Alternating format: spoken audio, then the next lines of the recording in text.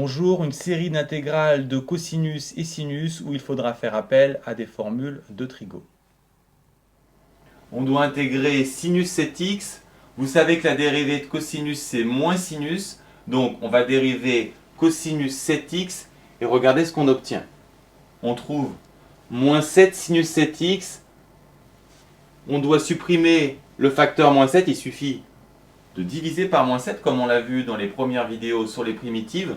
Ensuite, on calcule la valeur en pi sur 6 moins la valeur en 0. Pour le cosinus de 7 pi sur 6, dessinez votre cercle Trigo. Cos 7 pi sur 6, c'est moins racine de 3 sur 2. En cas de difficulté, regardez la vidéo sur les valeurs de référence. Pour cos 0, c'est 1. Et enfin, il ne vous reste plus qu'à simplifier.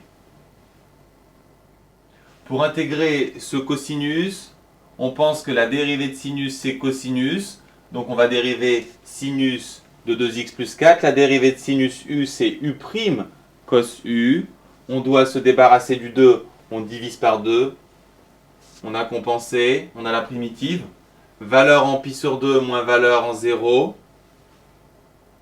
Pour sinus 5 pi sur 4 et sinus pi sur 4, on s'appuie sur le cercle Trigo. Sinus 5 pi sur 4, c'est moins racine de 2 sur 2. Sinus pi sur 4, racine de 2 sur 2. Il ne reste plus qu'à simplifier. On veut intégrer cos x au carré. On a une primitive pour cos x, mais on n'en a pas pour cos x carré. Par contre, on peut l'avoir comme une u carré, en considérant que u c'est cos x. U carré, on peut se dire, la primitive c'est u cube sur 3. Le problème, c'est qu'il ne faut pas oublier que si vous dérivez u cube sur 3, vous allez faire apparaître un u'. Et ici, le u' vaut moins sinus x. Et ce sinus, vous ne l'avez pas au départ. Si vous aviez sinus ici, pas de problème, vous pourriez utiliser cette formule. Mais comme vous ne l'avez pas, vous êtes bloqué. Heureusement, vous avez une formule Trigo avec cos carré de x. En effet, cos carré de x, c'est 1 plus cos de x sur 2. On s'est débarrassé des carrés. On va intégrer cette fonction comme une somme. La primitive de 1/2, c'est x sur 2. Pour cos 2x, comme précédemment, sinus 2x, on compense en divisant par 2. Et on divise encore par 2, ce qui nous donne divisé par 4.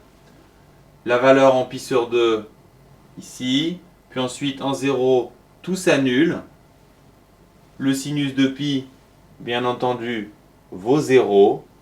Ce qui nous donne finalement pi sur 4. Enfin, pour intégrer sinus carré de x, deux possibilités. Soit vous utilisez la formule Trigo et vous raisonnez comme précédemment. Soit vous utilisez Pythagore qui vous permet de voir sinus carré comme 1 moins cos carré, ce qui vous permet de retomber sur la primitive précédente. L'intégrale de 1 entre 0 et pi sur 2 vaut pi sur 2. Pi sur 2 moins pi sur 4, vous trouvez également pi sur 4.